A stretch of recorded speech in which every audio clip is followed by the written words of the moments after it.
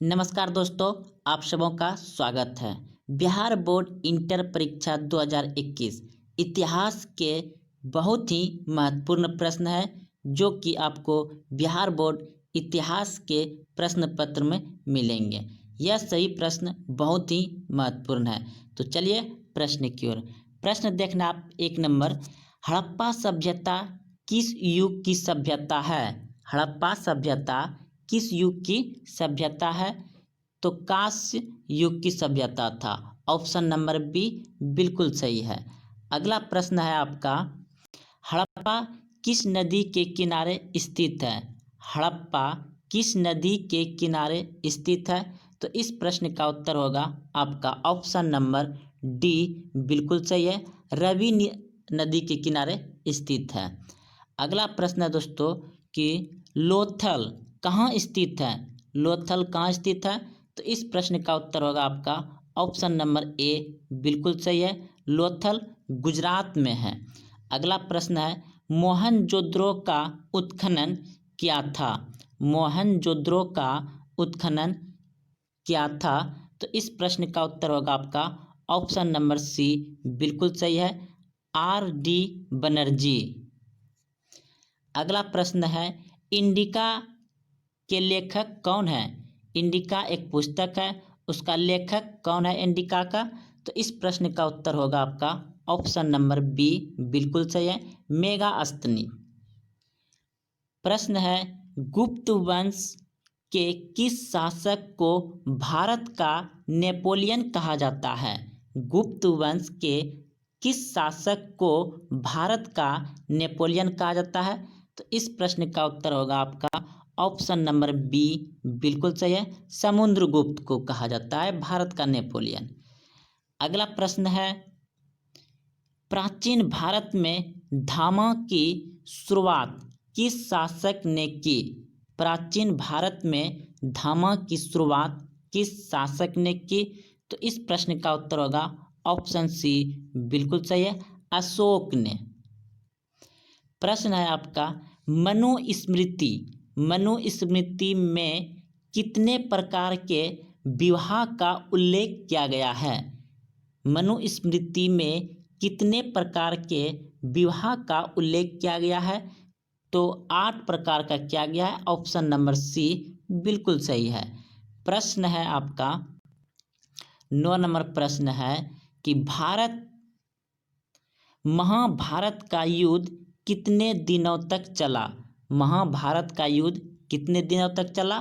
तो 18 दिन तक चला था, ऑप्शन नंबर बी डी बिल्कुल सही है। महाभारत का युद्ध कितने दिन तक चला था? 18 दिन तक। अगला प्रश्न है आपका, महाभारत में गंगा पुत्र के नाम से किसे जाना जाता है? महाभारत में गंगा पुत्र के नाम से किसे जाना जाता है? नंबर बी बिल्कुल सही है, भीष्म को कहा जाता है गंगा पुत्र, भीष्म। अगला प्रश्न है आपका, श्वेतांबर एवं दिगंबर का संबंध किस धर्म से है? तो ऑप्शन नंबर डी बिल्कुल सही है, श्वेतांबर और दिगंबर जो है कि जैन धर्म से है, ऑप्शन नंबर डी सही है। प्रश्न है आपका, चौथी बौद्ध परिषद किस शासक के काल में हुई थी? चौथी बौद्ध परिषद किस शासक के काल में हुई थी? तो इस प्रश्न का उत्तर होगा आपका ऑप्शन नंबर डी बिल्कुल सही है, कनिष्क के शासन काल में चौथी बौद्ध परिषद हुआ था। अगला प्रश्न है आपका, दीन ए इलाही संबंधित है, दीन ए इलाही संबंधित है किससे? तो यह अकबर से, ऑप्शन नंबर सी बिल्कुल सही है।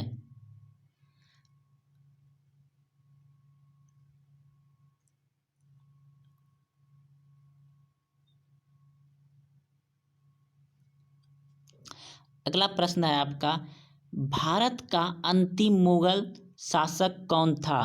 भारत का अंतिम मुगल शासक कौन था? तो ऑप्शन नंबर डी बिल्कुल सही है, बहादुर शाह जाफर। भारत का अंतिम मुगल शासक कौन था? बहादुर शाह जाफर। अगला प्रश्न है आपका, जजिया किससे लिया जाता था? जजिया कर है वह किससे लिया जाता था? तो ऑप्शन नंबर डी बिल्कुल से आपका।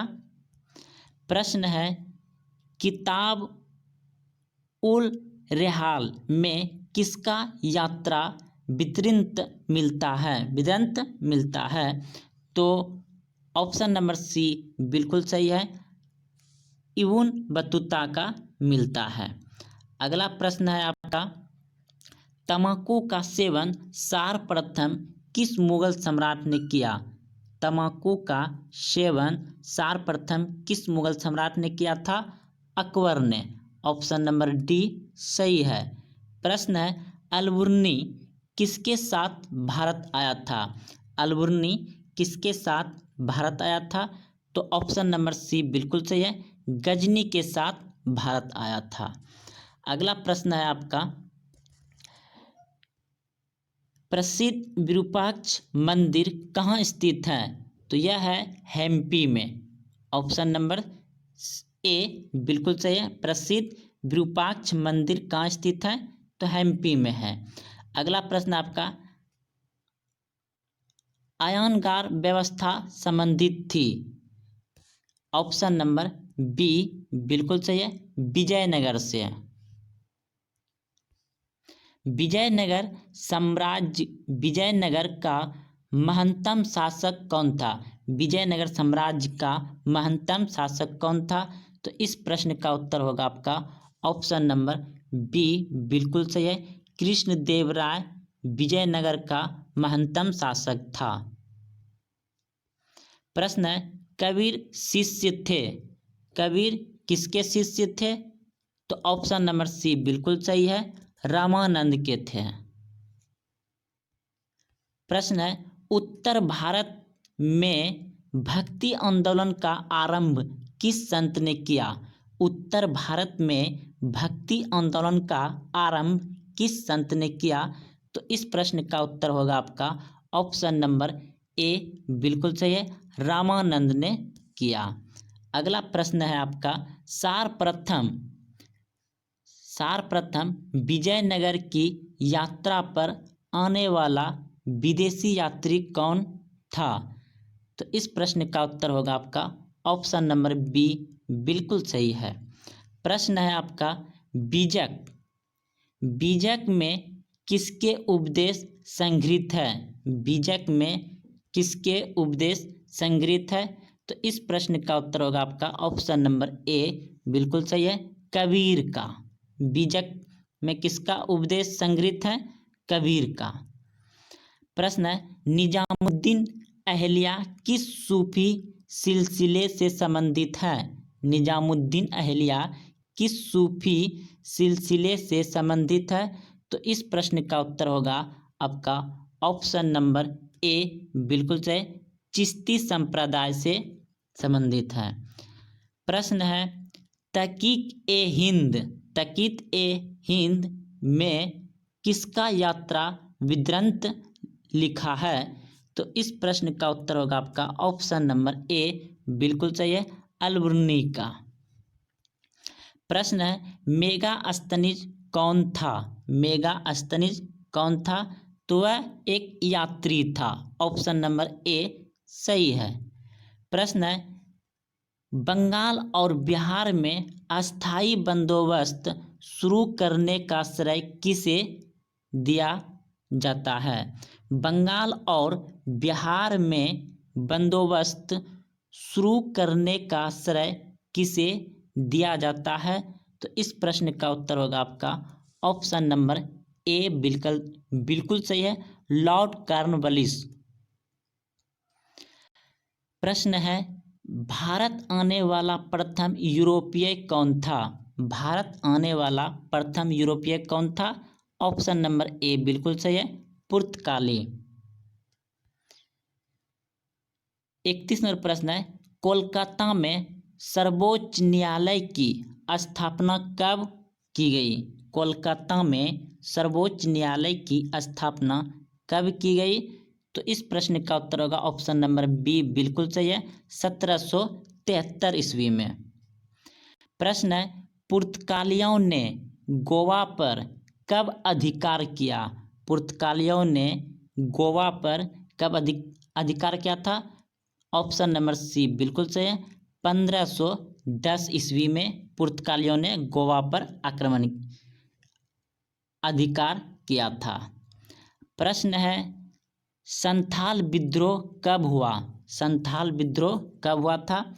तो संथाल विद्रोह जो हुआ था, डी नंबर बिल्कुल सही है, 1855 में। संथाल विद्रोह कब हुआ था? 1855 में। प्रश्न है, दामिन को क्या है? दामिन ई को क्या था? दामिन ई को क्या था? तो इस प्रश्न का उत्तर होगा आपका ऑप्शन नंबर ए बिल्कुल सही है, भूभाग था। क्या था? भूभाग था। प्रश्न है, लखनऊ से 1897 के विद्रोह का नेतृत्व किसने किया था? लखनऊ से 1897 के विद्रोह का नेतृत्व किसने किया था? तो इस प्रश्न का उत्तर होगा आपका ऑप्शन नंबर बी बिल्कुल सही है, बेगम हजरत महल। बेगम हजरत महल ने लखनऊ से 1897 ईस्वी के विद्रोह का नेतृत्व किया था। 1897 के विद्रोह के समय भारत का गवर्नर जनरल कौन था? 1857 के विद्रोह के समय भारत का गवर्नर जनरल कौन था? तो इस प्रश्न का उत्तर होगा आपका ऑप्शन नंबर सी बिल्कुल सही है, लॉर्ड कैनिंग। 1897 के विद्रोह के समय कौन था? लॉर्ड कैनिंग भारत का गवर्नर जनरल था। प्रश्न है, व्यागत के सिद्धांत का संबंध है? व्यापगत के सिद्धांत का संबंध था, ऑप्शन नंबर बी बिल्कुल सही है, डलहौजी से। विक्टोरिया टर्मिनल किस शैली की इमारत है? विक्टोरिया टर्मिनल किस शैली की इमारत है?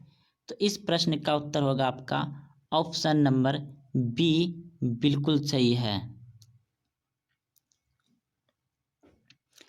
प्रश्न है, गेटवे ऑफ इंडिया का निर्माण कब हुआ? गेटवे ऑफ इंडिया का निर्माण हुआ 1911 ईस्वी में। निम्नलिखित में से कौन सा एक आंदोलन डंडी मार्च से शुरू हुआ?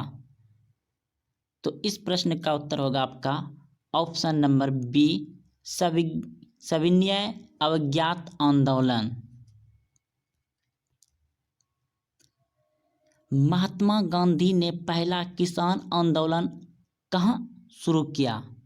महात्मा गांधी ने पहला किसान आंदोलन कहाँ शुरू किया? चंपारण में। ऑप्शन नंबर बी बिल्कुल सही है। वो सहयोग आंदोलन कब प्रारंभ हुआ? वो सहयोग आंदोलन कब प्रारंभ हुआ? ऑप्शन नंबर बी बिल्कुल सही है, 1920 ईस्वी में वो सहयोग आंदोलन आरंभ हुआ था। साइमन कमीशन भारत कब आया? साइमन कमीशन भारत कब आया? तो ये आया था 1928 ईस्वी में। 1928 ईस्वी में साइमन कमीशन भारत आया था। ऑप्शन नंबर बी सही है। 1919 के अधिनियम को कहा जाता है? 1919 के अधिनियम को कहा जाता है Rowlatt act. Option number A बिल्कुल सही है, रॉलेट एक्ट कहा जाता है। 45 नंबर प्रश्न है, जलियांवाला बाग हत्याकांड कब हुआ? जलियांवाला बाग हत्याकांड कब हुआ था? तो 13 अप्रैल 1919 को हुआ था। ये आप सभी क्लास 10th में भी पढ़े होंगे। प्रश्न है, बंगाल के विभाजन की घोषणा कब हुई? बंगाल के विभाजन की घोषणा कब हुआ था? तो 1905 में हुआ था। ऑप्शन नंबर ए बिल्कुल सही है। बंगाल के विभाजन की घोषणा कब हुआ था? 1905 ईस्वी में हुआ था। प्रश्न है 47 नंबर, पाकिस्तान शब्द किसने दिया? पाकिस्तान शब्द किसने दिया? तो ऑप्शन ए बिल्कुल सही है, जिन्ना ने दिया था पाकिस्तान शब्द।